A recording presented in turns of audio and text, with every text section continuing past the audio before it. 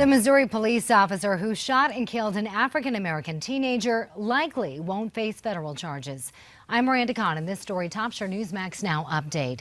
The New York Times says Justice Department lawyers will recommend no civil rights charges be brought against Ferguson police officer Darren Wilson in the shooting death last summer of Michael Brown. The shooting, as you may recall, set off months of protest.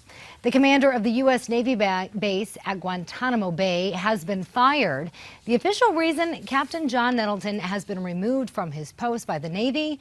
Loss of confidence. There are reports he had an affair with a woman whose husband was found dead in the waters off the base earlier this month.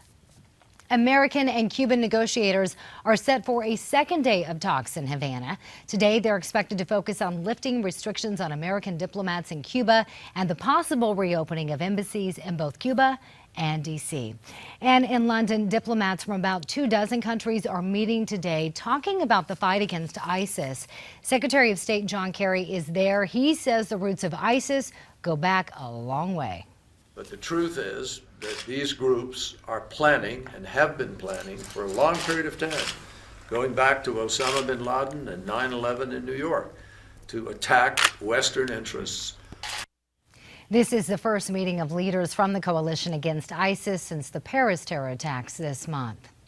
But Japan's deputy foreign minister is in Jordan trying to work out a way to save the lives of 2 Japanese men threatened by ISIS. Earlier this week, the terror group threatened to kill 2 Japanese hostages unless a $200 million ransom was paid. More bodies have been recovered from the area where Air Asia Flight 8501 hit the Java Sea. Indonesian divers have recovered 6 more bodies. The exact location of the fuselage of the jet has also been found, as well as what appears to be the plane's cockpit.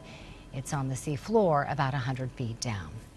House Republicans have unexpectedly dropped one bill while forging ahead on another. Debate on a bill that would outlaw virtually all late-term abortions has been dropped amid criticism that there were no exceptions for victims of rape or incest. But the House is expected to vote next week on a new border security bill that would require operational control of the entire border within 5 years.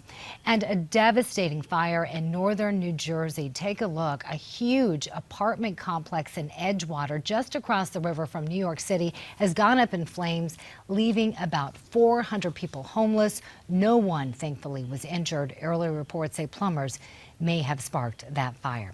I'm Miranda Kahn. That was your latest Newsmax Now update. More coming your way in a half hour.